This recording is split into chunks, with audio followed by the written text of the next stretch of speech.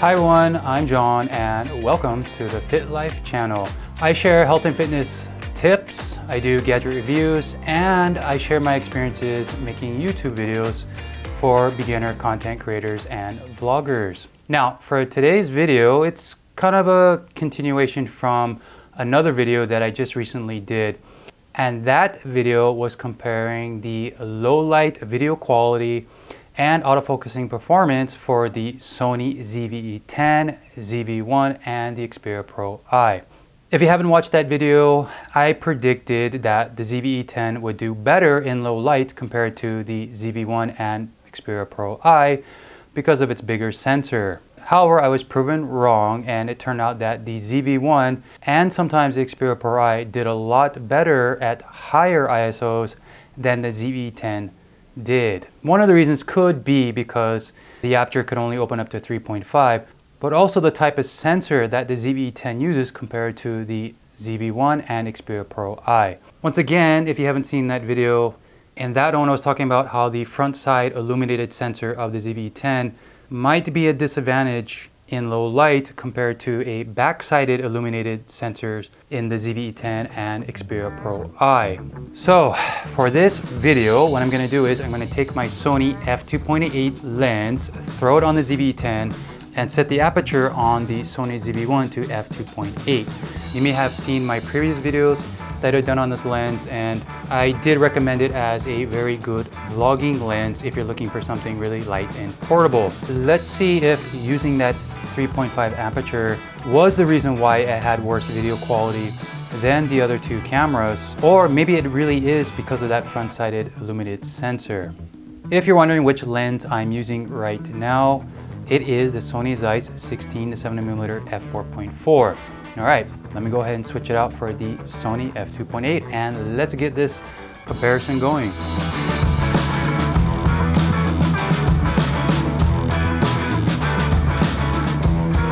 If you have watched my videos before doing the similar low light comparisons, you can go ahead and skip ahead to this time here.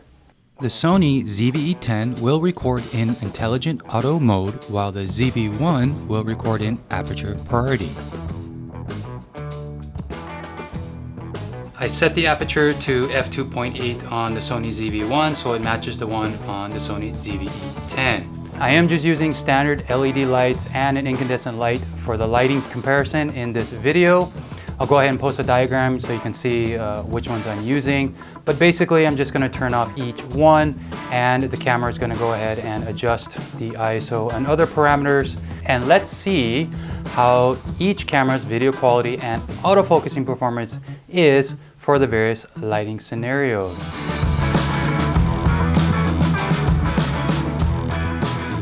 For the audio, I am using a Sony ECM W2B2 wireless microphone system. Here you can see the lapel microphone. It is recording in digital audio.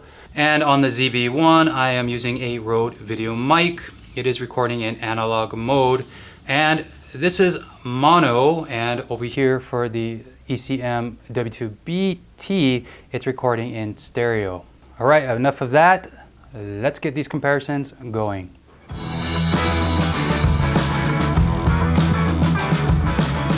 All right, so right now I have all lights on. Both of these cameras are going to be on a tripod. Over here is going to be the ZVE-10, and right here is going to be the ZV1.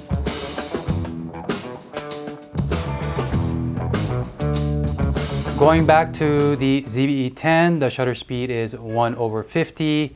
The ISO is at 250. Remember, the aperture is always going to stay at f2.8, and the white balance is going to be on auto as well. Here on the ZV1, the shutter speed is the same as the ZVE-10. It's 1/50. The ISO is a bit higher. It's at 500. And of course, the aperture is at f2.8. White balance is on auto, and for the exposure settings, I will just keep it at 0 for both of these cameras. Now I'm going to go ahead and switch off the floor lamp that's in my face here, and I will just have an overhead light, a background light here off to my left, and an incandescent background light here off to my right. Floor lamp is off here on the ZVE-10. Shutter speed is still 1/50. The ISO is going between 800 to 1000. It's just going back and forth. Sometimes it'll stay at 800 and sometimes it'll be at 1000. Looking at the ZV1 over here, shutter speed is 1/50. ISO's at 1250. So interesting. And of course, apertures for both these cameras, f2.8. Looking at the display on the ZVE-10, I'm liking how I'm turning out. If I look at the ZV1, the colors look kind of unsaturated compared to the ZVE-10. It doesn't look very pleasing, but we'll see when I put this on my monitor later and compare the two. All right, now what I'm gonna do is I'm gonna turn off this overhead lamp, and it will just have this background light here and the one off to my right. All right, that overhead light is off. All right, now for the ZV-10, the shutter speed dropped down to 1/25, and the ISO is at 6400. Interesting. Sometimes the shutter speed and the aperture will blink. That's what it's doing right now. For the Sony ZV1, shutter speed is at 1/25, ISO is at 6400, just like the ZVE-10, and just its shutter speed is blinking right now. So far for autofocusing performance for both of these cameras, I still have the eye tracking box here on the ZVE-10 and also here on the ZV1. But sometimes the ZV1 will go to a face tracking box and back to an eye tracking box. It just depends on how I'm moving my head, believe it or not. But the ZVE-10 is doing an excellent job keeping that eye tracking box. All right, now I'm gonna go ahead and turn off this background light here to my left. Well, for the ZVE-10, I hope you can see me here. The shutter speed is still at 1/25 and the ISO is stuck at 6400. Once again, the aperture and shutter speed indicators are blinking rapidly right now. Let's go ahead and look at the ZV1. Its shutter speed is also 1/25, ISO is 6400, and this time its exposure setting and shutter speed are the ones that are blinking. When I'm looking at both of these displays, they look very similar. I'm curious to see how they're gonna turn out when I check them out on my monitor. Now what I'm gonna do is I'm gonna turn off this final light here. Let's see if you can still see me when this light is off. For the final comparison, I'm unable to show the ZVE-10 due to an issue which I will explain shortly. What you are looking at now is from the ZV1. Both cameras are similar with all lights off and their settings are the same as the last comparison. Uh-oh, had to switch to the ZV1 for the rest of this video. What I've been noticing with the Sony ZV-10 is that when it starts to get hot, it is having issues with its memory card. I just got a message on the ZV-10 saying that there was an issue with the memory card and that it was going to try to recover the data and that it couldn't recover the data. I've only noticed that when the ZV-10 starts to get hot or even overheat.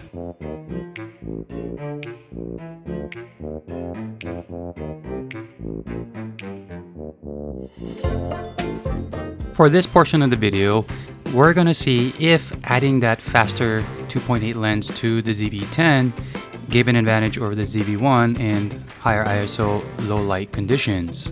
Now, I'm gonna say right now, starting off, no. It was very difficult to tell the difference between these two cameras, especially at lower ISOs and even on my big 27-inch monitor. Now, I know most people will probably be watching this video on their smartphone or tablet, and it's going to be very difficult to see if there's a significant difference in video quality between these two cameras.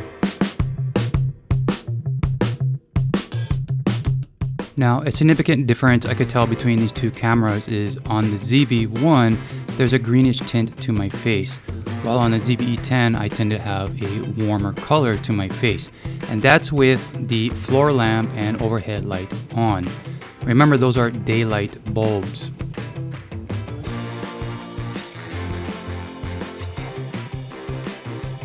And another significant difference between these two cameras is of course the background blur. So the ZVE-10 does have a more pronounced bokeh to it compared to the ZV1. So once again, if that's something you want in your vlogs, the ZV-10 is definitely going to have an advantage in that area. Now, even at the ISO of 6400, both of these cameras look extremely similar, especially when it comes to their colors, their saturation, and their clarity. Even when I zoom in on these two cameras, it's very difficult to tell the difference between the two. When I had turned off all of the lights except for the incandescent light, you can really see that the ZV1 does have an advantage over the ZVE-10, even with the wider 2.8 lens in very low light. You can just see more detail in my face, and this was apparent in the last video I did between these two cameras. Do you remember in the beginning of this video I mentioned that I am using a Sony ZVE 16 to 70mm lens? I just did something for fun and I want to see how the f2.8 lens and the ZV1 compares to it. Yes, my skin does look a bit overexposed on the ZV1, and I've complained about this in my previous videos, but when it comes to everything else, like the clarity and the sharpness and the saturations of the colors, it's very similar. It's just the temperature for both lenses is a bit different. Oh, and of course the Sony ZVE lens is going to have a better background blur compared to the Sony ZV1. So if you're trying to decide which one of these cameras to get for vlogging like this in low light scenarios or at higher ISOs, you're okay to go with the ZV1. I just didn't see a significant difference between the two when it came to their video quality and their autofocusing performance. Alright, so leave in the comments what you thought about this video and the low light comparison between the Sony ZV-10 and ZV-1. Which one do you prefer for this type of vlogging? Please tap that like button, it really helps me out. Subscribe if you haven't done so. And until next time, stay safe, keep learning. I'll see you in the next video.